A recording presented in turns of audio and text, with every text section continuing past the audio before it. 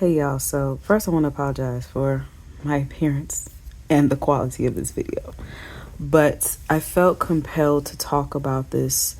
Shout out to my friend Jasmia because we talked tonight and I just felt like I needed to talk about this specifically. So I want to go ahead and talk about having grace for yourself. This is something that I have been battling and dealing with for a long time. I'm going to give an example. So one day I was driving in traffic. I'm in Houston. Of course there's traffic. There's always traffic. Driving in traffic, heading to one of my stores. And if anybody knows anything about Houston, I don't know what their obsession is with these fucking train horns. These guys with these tricked out cars, they'll put train horns in the car for a horn, and they have these speaker systems that will blow the horn and it sounds just like a train. And when a person is behind you, like a car or two behind you, it literally sounds like you're standing in front of a train that's blowing a horn. And someone blew one of these horns while we're in bumper to bumper traffic, and it startled me. And I'm not just talking about scared me, like it vibrated from the inside of my body out, scared me from the core of myself, inside all the way to the top of my head, to the bottom of my feet, terrified for a few seconds. I am a neurodivergent, ADHD, autistic person, so I was just coming to these realizations at this time. I had also been doing a lot of inner work and just naturally the guards that I have within myself coming down and me feeling emotions even more intensely. So when this scared me, I became terrified and began to start crying. This makes me emotional when I think about it because I was angry. I was not angry at the guy for blowing the horn. I wasn't even angry about the bumper to bumper traffic. I was angry at myself for being afraid. I was angry at me for being afraid. When you are a Black woman living in the hood of a major city in America, you have to have a certain level of toughness around you. There's always people and men complaining about how Black women are too strong, or they're too headstrong, or too abrasive. We've had to be. I've had to be strong. I've had to be abrasive. I've had to protect myself because there's no one else to do it. I couldn't go to my father and say, "Oh, this boy hurt my feelings at school and I feel so sad, Daddy." Couldn't do that. I love my father, but I couldn't turn to him because what he would say, you'll be all right. You'll get over it. I couldn't be emotional. I had to put up many barriers to protect myself, to protect my heart, to protect the core of me that is so precious and so sensitive and so filled with ultimate, unwavering, unconditional love. That part of me that's hurt so easily by mean spirit people. I had to protect that for my sanity and for my survival. You can't be out here in these streets scared. You can't be walking around looking like who's gonna attack me. You have to walk out of that door like you own this motherfucker. And if somebody steps to you, you have to be able to look them in the eye and say, "What the fuck you want?" Or you won't survive out here. You'll get taken advantage of. And I learned that very early in life. And now I'm at this big age of 33 where all these walls are just falling down on their own because I can't hold them up anymore. And all of that beautiful soul within me. This is why I've been protected. I've got off of social media mostly, not all the way. I still be scrolling. We all victims of it.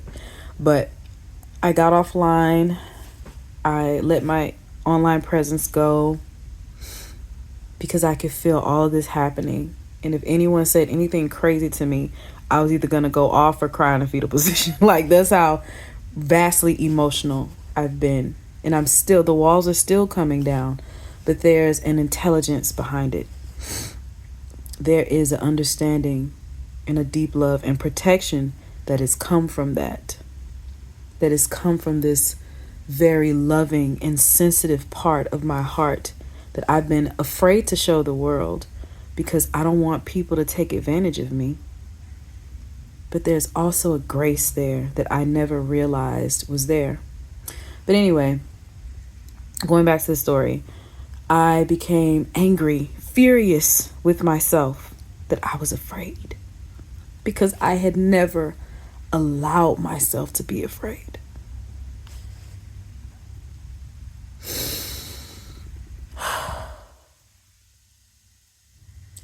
Moving into the next chapter of my life, and to you, I want to say that it's okay to be afraid. Even something simple as being completely startled and terrified by a train horn. I had to have grace for myself and say it's okay to be. It just hit me like I am angry at myself for being afraid. How many years have I lived my life terrified and angry at myself for being scared? How many emotions have I buried? How much fear and sadness have I buried and wouldn't allow myself to feel? How much of that? No more of that. No more of that. I refuse to be afraid of being afraid. And I think that's where the intelligence comes in. And when I say intelligence, I mean the resilience of spirit that knows that fear, even though it can feel like it doesn't have to be an enemy. I feel like that fear that I experienced in that moment was an indicator to how much I beat myself up on a daily basis. Not as much now, but over the past 33 years. How much I have been the worst abuser of myself, even more so than the people or the things that scare me. And just having compassion and grace for myself. It's okay to be afraid, and it's okay to move, because when I'm afraid, I freeze. Well, it depends. It depends on what kind of fear we're talking about. If we're talking about emotional fear, I tend to freeze. Because I don't know what to do. And I'm realizing it's because I've never known how to feel emotions. I don't know if there's a lesson to this, but I just wanted to share my experience with fear and feeling it. And as I drove along the road and I got to the store, I sat with myself for a moment and just let myself be afraid for a second. But even more so, I allowed myself to have grace and forgiveness for myself for feeling this way. And forgive myself, not for that moment, but for the years and years of suppressed fear that I never allowed myself to feel. And now I'm at this point where it has freed me up to be able to be more of myself that I could never be. I realized this year I have never really known who I was. Never. Like, I thought I knew pieces and parts. I thought I knew who I was. I tried to be the best of what I knew that I could be, but I did not know myself at all. At all.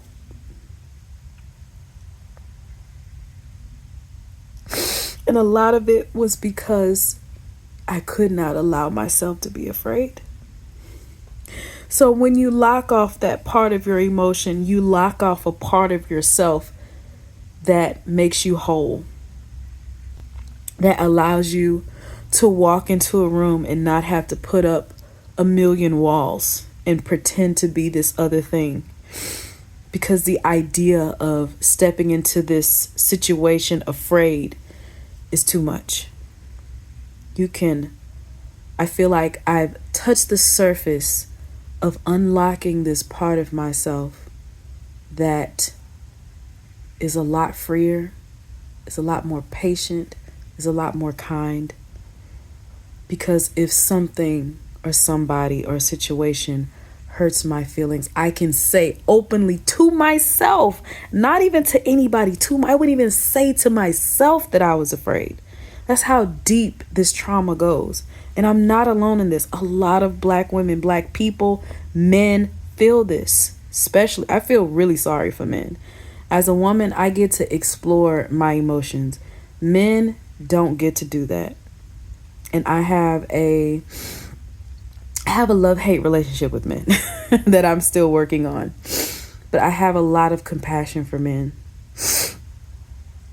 because a lot of them never get to know themselves. They'll live their whole life and never know even a teaspoonful of who they are because they have locked their emotions and fear away so long ago that the person that they've created for themselves to be is the only person that they know and the only person they could ever know.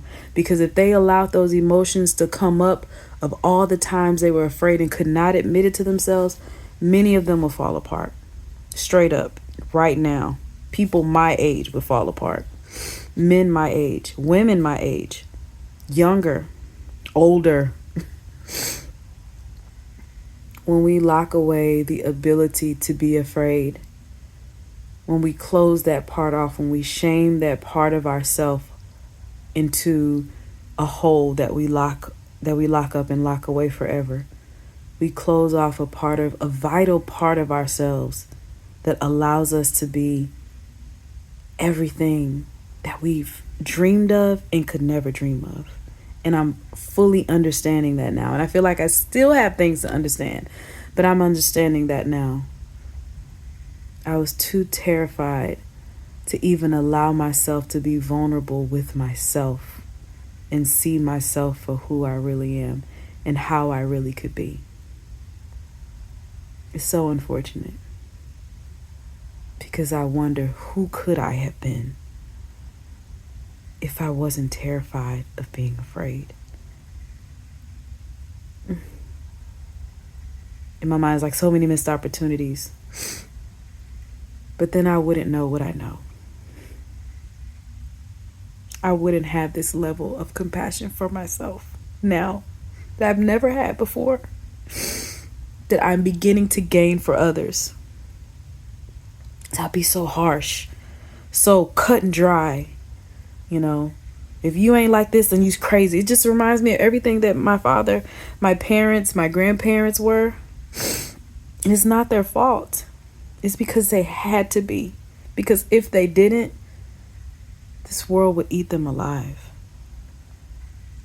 And so I feel as a descendant of that, it is my duty to not be that. As best as I can be. So to you, I say, it's okay to be afraid. It's okay to allow yourself to feel that fear of saying to yourself, I feel afraid. If you can't admit it to yourself, who could you turn to? That's why the inside feels like the enemy. Because I've been the enemy the whole time. Nobody else has been the enemy but me. And not because I've been intentionally trying to hold myself back, but because I've been trying to terror myself into not being afraid. If that makes sense. All the things of what could happen and what they could do to me or say to me if I show fear. You don't have to live like that. That is a horrible way to live.